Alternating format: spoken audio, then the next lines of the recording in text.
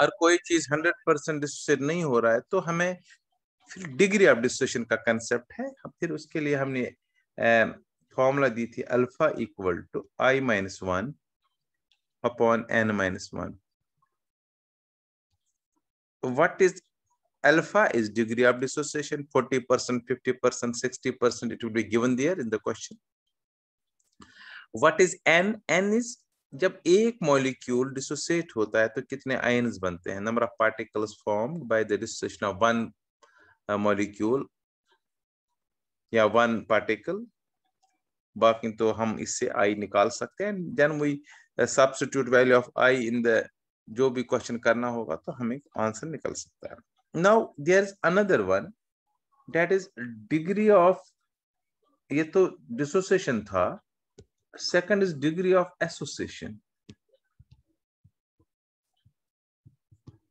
उसको भी अल्फा ही बोलेंगे हम, एंड वेट फैक्टर I, इनमें भी एक रिलेशन है, सेम रिलेशन।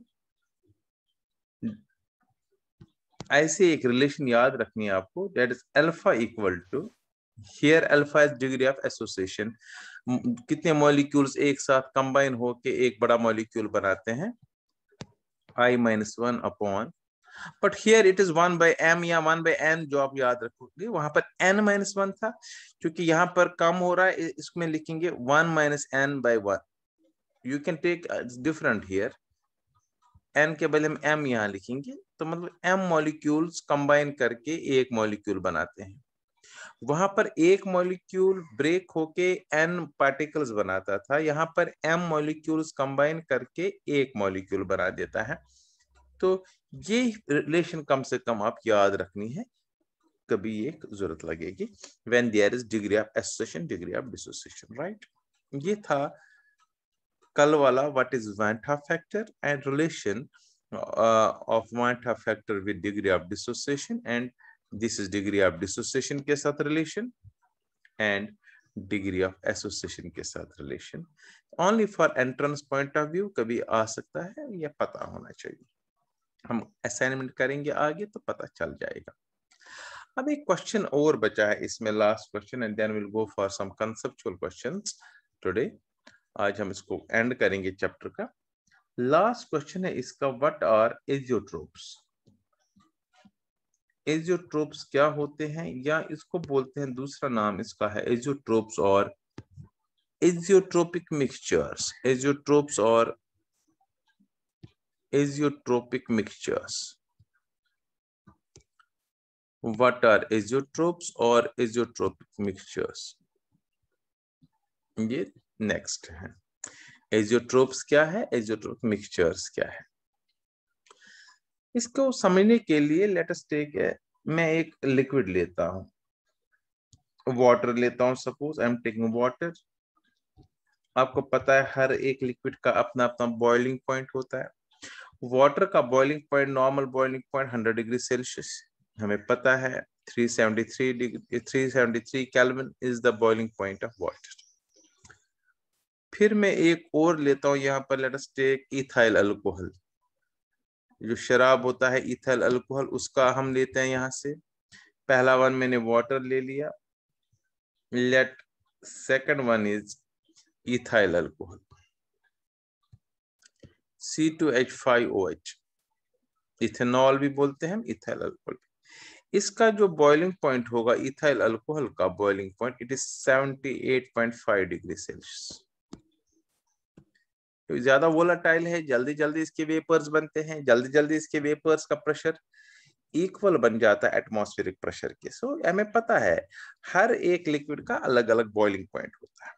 अब आप ध्यान सुनिएगा, अब नॉर्मली जब हम, अगर हम एक कंटेनर अब ले लेंगे, इसमें पानी भी ले लूंगा मैं और वाटर भी ले लूंगा, पूरे ध्यान से देखेंगे। सपोज दिस वाटर, इसमें मैंने इथाइल अल्कोहल डाला, let us suppose this is ethyl alcohol, दोनों को हमने मिक्स किया। अब इसको मैं बॉईल कर रहा हूं, इसको मैं हीट दे रहा हूं, I am supplying heat to it. तो बताइए क्या होगा, दो लिक्विड्स है इसमें, वाटर भी है और इथाइल अल्कोहल भी है। तो आप बताना पड़ेगा कि बताइए पहला कौन सा लिक्विड जो वेपराइज हो जाएगा? ऑब्वियसली इथाइल अल्कोहल, बिकॉज उन इथाइल अल्कोहल मॉलिक्यूल्स जो है उनका बॉइलिंग पॉइंट है less, that is 78.5 degree Celsius, right. तो जब ये सारा उड़ जाएगा उसके बाद फिर वाटर हम वाटर बॉईल हो जाएगा, राइट। यही होता है जब डिफरेंट लिक्विड्स हम मिक्स करते हैं, तो जिसका बॉइलिंग पॉइंट पहला होगा वो पहले डिस्टिल ऑफ होगा, एंड जिसका बॉइलिंग पॉइंट बाद में होगा वो बाद में डिस्टिल ऑफ होगा, राइट। ये तो हमें पता है। अब ध्यान सुनिएगा, अब इसी से रिलेटेड हर एक मिक्सचर जो होता है, जैसे इथाइल अल्कोहल वाटर या दो किसी भी लिक्विड्स को जब हम मिक्स करते हैं, एक ऐसी कंसंट्रेशन होती है, एक ऐसा मिक्सचर होता है किसी पर्टिकुलर कंसंट्रेशन पर, जब दोनों लिक्विड्स एक ही टेम्परेचर पर बॉईल होते हैं। ये हर टाइम नहीं होता है। at a particular concentration, दो लिक्विड्स के बीच में पर्टिकुलर कंसंट्रेशन, अगर दो लिक्विड्स को हम मिलाते हैं किसी इस पर्टिकुलर कंसंट्रेशन पर, दोनों लिक्विड्स ऐसे बॉन्ड्स बनते हैं, दोनों लिक्विड्स का बॉइलिंग पॉइंट सेम होता है। सो ऐसा मिक्सचर ऑफ लिक्विड्स जो जिनका बॉइलिंग पॉइंट क्या बन जाता है, मिक्सचर ऑफ लिक्विड्स जिनका बॉइलिंग पॉइंट सेम बन जाता है, सेम बॉइलिंग पॉइंट, मतलब दे distil same boiling point, they distil unchanged in composition. Composition फिर चेंज नहीं होगा। अगर सपोज पहले लेट अस सपोज 10 मॉलिक्यूल्स थे इथाइल अल्कोहल के और 100 मॉलिक्यूल्स थे वाटर के, इस कंसंट्रेशन पर, जो पर्टिकुलर कंसंट्रेशन में अभी बताऊंगा, मान लीजिए लेट अस सपोज उनको बॉयल किया, एक टाइम आया इसका 1 और इसका 10 रहेगा, सो रेशियो सेम रहेगा। So which boil unchanged in composition, which have same boiling point, ऐसे मिक्सचर्स को बोलते हैं एजियोट्रोप्स और एजियोट्रोपिक मिक्सचर्स। लेकिन क्या ये हर कंसंट्रेशन पर होता है? नहीं, एट ए पर्टिकुलर कंसंट्रेशन। हर दो लिक्विड में एक ऐसी कंसंट्रेशन है जिस पर ऐसे बॉन्ड्स बनते हैं कि लिक्विड बॉयल करता है। तो व्हाट आर नाउ एजियोट्रोप्स? जरा बताइए आप, व्हाट आर एजियोट्रोप्स? एजियोट्रोप्स ऐसे मिक्सचर्स होते हैं, लिक्विड लिक्विड मिक्सचर्स होते हैं या लिक्विड लिक्विड सॉल्यूशंस होते हैं, liquid liquid solutions, liquid liquid mixtures, liquid liquid mixtures होते हैं और लिक्विड लिक्विड सॉल्यूशंस होते हैं विच बॉयल या विच डिस्टिल एट सेम टेम्परेचर, विच डिस्टिल अनचेंज इन कंपोजिशन। अनचेंज इन कंपोजिशन, चेंज नहीं होता है इनका, जैसे पहले था उसी रेशियो में रहते हैं particles. Unchanged in composition, we distill unchanged in composition, मतलब सच मिक्सचर से सेम बॉइलिंग पॉइंट, ऐसे भी लिख सकते हैं,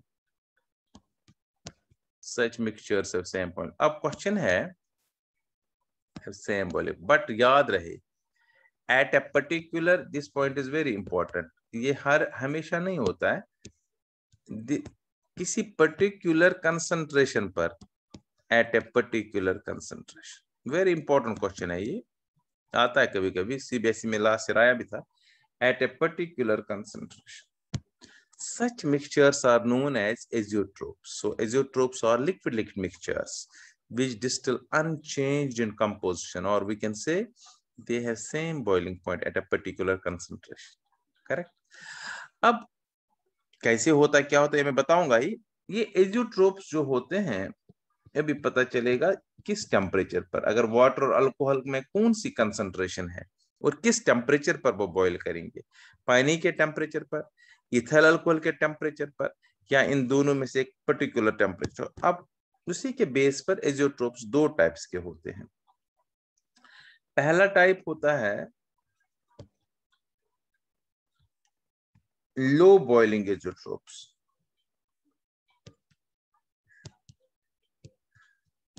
क्या होता है? लो बॉइलिंग या मिनिमम बॉइलिंग एजियोट्रोप्स। लो और मिनिमम, मिनिमम बॉइलिंग एजियोट्रोप्स मतलब मिनिमम बॉइलिंग एजियोट्रोप्स का मतलब दोनों लिक्विड से कम टेम्परेचर एक नया बन जाता है जिस पर ये बॉयल करते हैं। लो बॉइलिंग एजियोट्रोप्स, अब क्वेश्चन है क्यों, पहली बात है क्यों बनेंगे। अगर आपको याद होगा जब हमने आइडियल नॉन आइडियल सॉल्यूशंस कराए थे, नॉन आइडियल सॉल्यूशन मैंने ये भी कहा था जब हम दो लिक्विड्स को नॉन आइडियल सॉल्यूशन में दो लिक्विड्स को जब हम कंबाइन करते हैं, मिक्स करते हैं, या तो नए बॉन्ड स्ट्रॉन्ग बनते हैं या तो नए बॉन्ड्स वीक बनेंगे। अगर नए बॉन्ड्स वीक बनेंगे तो बॉइलिंग पॉइंट क्या बनेगा, जल्दी जल्दी बॉइल होगा, ज्यादा वेपर्स बनेंगे, राइट। तो उसको हमने कहा था पॉजिटिव डिविएशन, पॉजिटिव डिविएशन इनमें हो रही है, करेक्ट, ज्यादा ज्यादा वेपर प्रेशर बन रहा है जल्दी जल्दी। तो ऐसे ही पॉजिटिव डिविएशन वाले जो होंगे, पॉजिटिव डिविएशन वाले non ideal solutions showing positive deviation,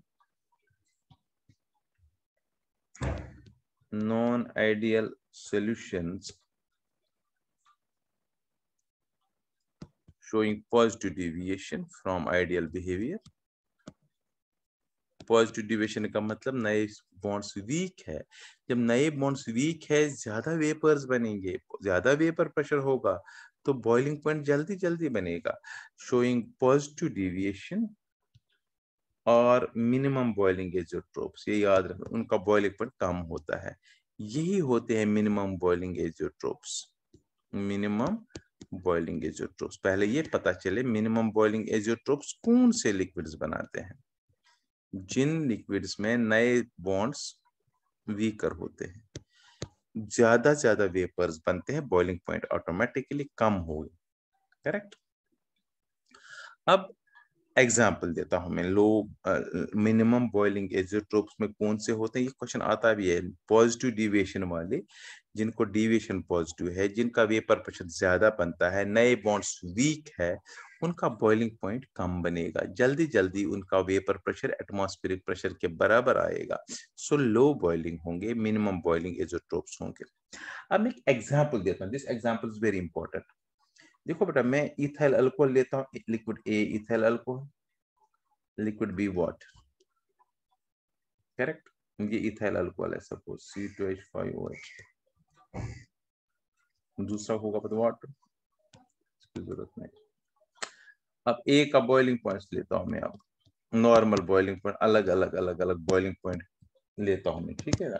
या पहले मैं मास परसेंटेज लेता हूं, that's important.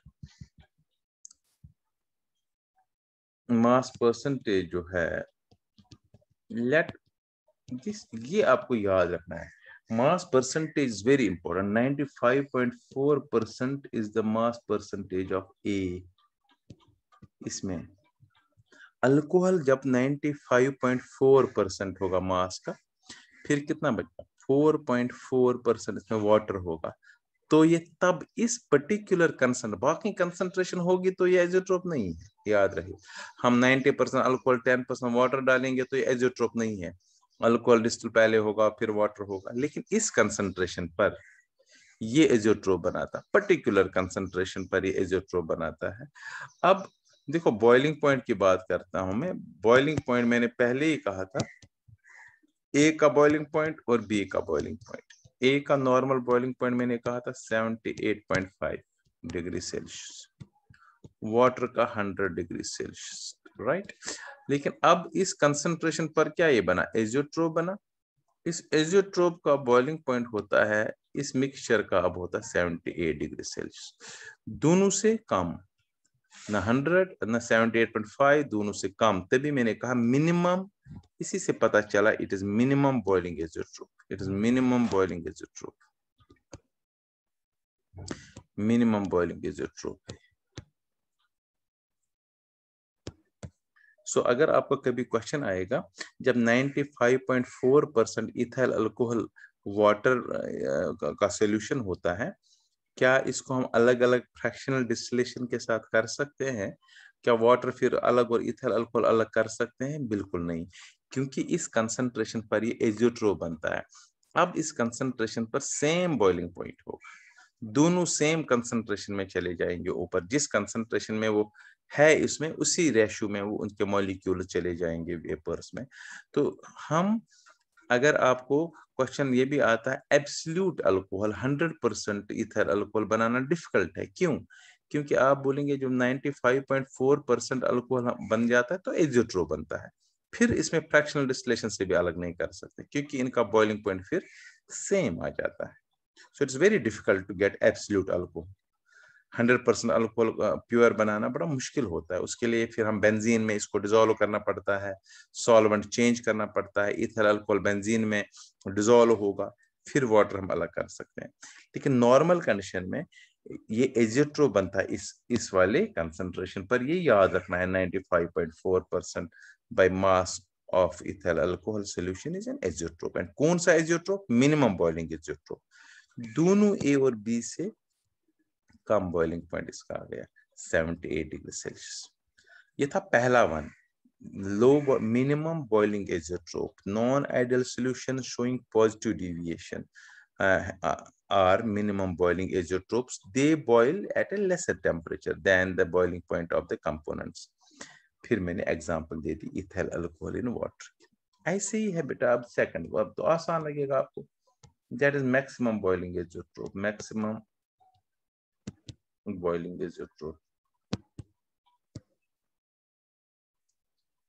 So what is maximum boiling azeotrope? Maximum boiling azeotrope में जो अपन, इसमें भी वही चीज है, मैक्सिमम कब होगा, ज्यादा कब होगा, जब नए बॉन्ड्स स्ट्रॉन्गर बनेंगे।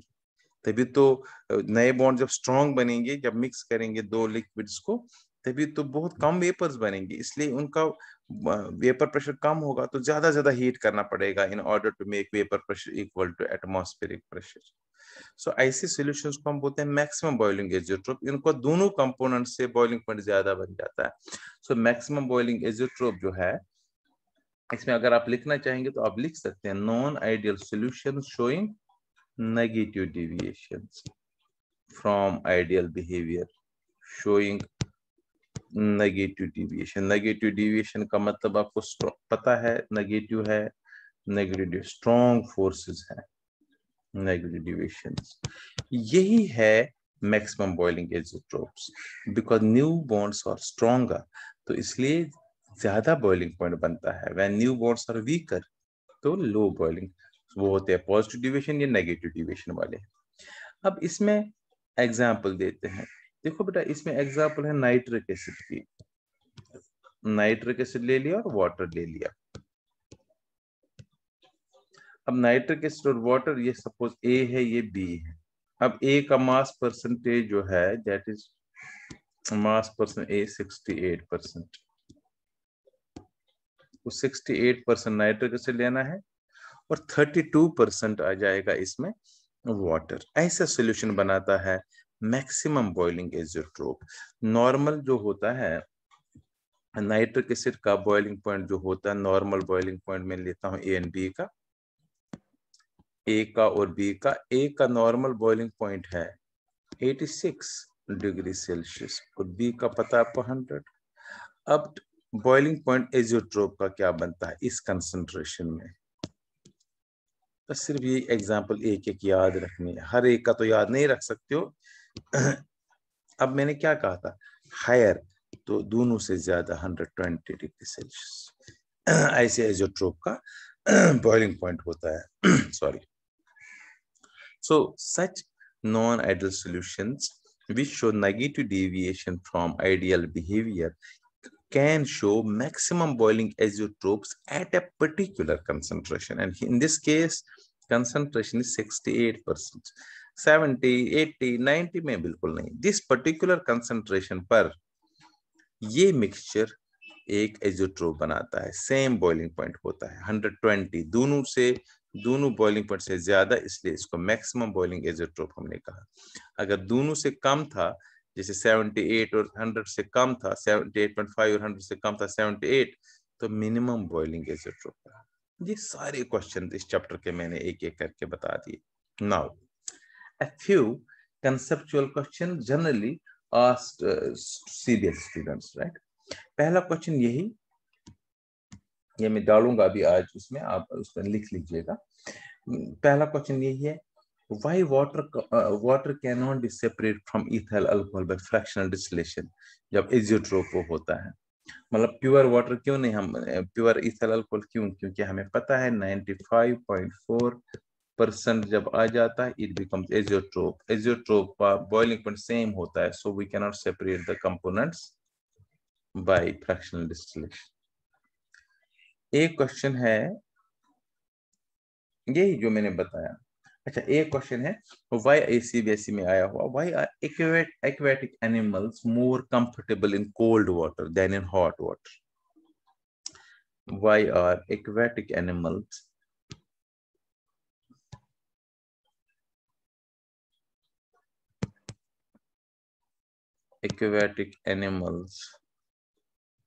more comfortable in cold water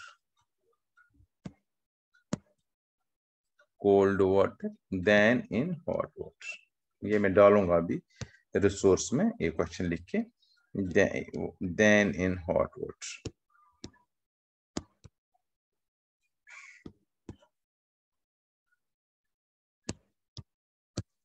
ये एक और क्वेश्चन है, देख लीजिए। ये तो हेनरी लॉ से देखा जाए तो रिलेटेड है, क्योंकि हमें पता है mass of oxygen, dissolved oxygen किस पर डिपेंड होता है, टेम्परेचर पर भी है। डिसॉल्व्ड ऑक्सीजन जो होता है, जितना टेम्परेचर कम होगा, टेम्परेचर पर याद रहे जो मैंने कहा इनवर्सली प्रोपोर्शनल टेम्परेचर होता है dissolution of oxygen in water, inversely proportional. ज्यादा टेम्परेचर कम, क्योंकि जब हम सिंपल अगर पानी ले लेंगे, इसको हीट करने की कोशिश करेंगे, तो आप देखेंगे बबल्स बाहर निकल रहे हैं, इसमें वो ऑक्सीजन निकलता है। सो ज्यादा टेम्परेचर कम ऑक्सीजन। अगर जितना कम टेम्परेचर होगा, ज्यादा ऑक्सीजन पानी में होगा। तो अगर ये पानी है, ये भी पानी है, इसमें ये ऑक्सीजन है लो टेम्परेचर पर, ऑक्सीजन मॉलिक्यूल डिसॉल्व, और ये है इसमें हाई टेम्परेचर पर oxygen, high temperature oxygen dissolve. तो एक्वाटिक एनिमल्स कहाँ लाइक करेंगे, जहां ज्यादा ऑक्सीजन है, तो इसलिए यहाँ पर ज्यादा कंफर्टेबल है ये, because aquatic animals need oxygen for breathing through gills, oxygen लेते हैं वो, तो इसलिए aquatic animals are more comfortable in cold water because at low temperature more oxygen is dissolved in water, while as at high temperature less oxygen gets dissolved, therefore कम वहां पर हो जाता है। ठीक है ना, यहाँ पर ये कंफर्टेबल नहीं है। ये भी एक क्वेश्चन है। फिर एक क्वेश्चन ऐसा भी है, देखो एक हार्ड शेल जो है, एग का जो आउटर हार्ड शेल होता है, वाइट जो हार्ड शेल है, इसको हम डिसॉल्व कर सकते हैं अगर हम एग को डालते हैं। ये क्वेश्चन है, when egg is dissolved in the outer hard shell of an egg is dissolved in by dipping egg in HCl solution में डाल दिया तो आउटर डिसॉल्व होता है, करेक्ट, वो कैल्शियम खत्म हो जाता है। अब फिर उसके अंदर एक लेयर से बिल्कुल ये बन रह जाता है। अब इस जो एग विदाउट हार्ड शेल है, अब इस एग को हम डालेंगे दो सॉल्यूशंस में, एक नॉर्मल वाटर में, यहां पर भी डाला, और दूसरा डाल दिया, एक डाला नॉर्मल वाटर में, यहां पर एग डाला, और यहां पर भी एग डाला, ये वाटर में डाला, और यहां पर ये सॉल्ट वाटर में डाल दिया। तो सिंपल है, ऑस्मोसिस का कंसेप्ट है। यहाँ सॉल्ट वाटर है, यहाँ प्योर वाटर है। तो क्वेश्चन यही है, बताइए इसको, इस एग को क्या होगा दोनों में। देखो जहां प्योर वाटर है वहां पर ऑस्मोस होगी फ्रॉम वाटर टू, क्योंकि अंदर सॉल्यूशन है वाटर, ऐसे यहाँ सैचुरेटेड होना चाहिए, तो बहुत ज्यादा नमक डाला हुआ है, सैचुरेटेड है बाहर, तभी तो हमेशा हमें पता है वाटर टू सॉल्यूशन आ जाता है, या lower solute concentration to higher solute concentration आ जाता है ऑस्मोसिस। तो पहले केस में जो एग के जब आप एग बॉईल करके कभी लेते हैं तो आउटर सरफेस निकाल के फिर जो एक पतली सी एक लेयर होती है, that's the semi permeable membrane, ठीक है ना। तो उस सेमी परमिएबल मेम्ब्रेन से पहले केस में पानी अंदर चला जाता तो स्वेल हो जाएगा, ये स्वेल हो जाएगा, तो यहाँ पर स्वेल एग बहुत और बड़ा बन जाएगा। While as in the second case जो वाटर होगा इनसाइड द एग वो बाहर आएगा, ऑस्मोस होगी, एंडोस्मोस भी इसको कहते हैं, तो यहाँ पर श्रिंक का एग होगा। यही क्वेश्चन था। What happens to the egg, पहले लिखा है outer hard shell of an egg is dissolved by placing it in HCl solution. What happens to this egg when it is placed in pure water as well as saturated salt solution? The egg present in pure water swells up because water enters from pure water to osmosis takes place from pure water inside the egg, while as the egg which is placed in saturated salt water or saturated salt solution, in this case water comes out from egg to the saturated solution and osmosis it will shrink, right? ये कुछ questions थे आज जो मैंने ये वाला question में आपको भेज दूंगा, करेक्ट। बाकी मैंने वो RBCs का क्वेश्चन बताया था, what happens to RBCs when they are placed on hyper hypo, ये भी हमने किया हुआ है। बस अब एक असाइनमेंट करेंगे और ये कंप्लीट हो गया ये चैप्टर।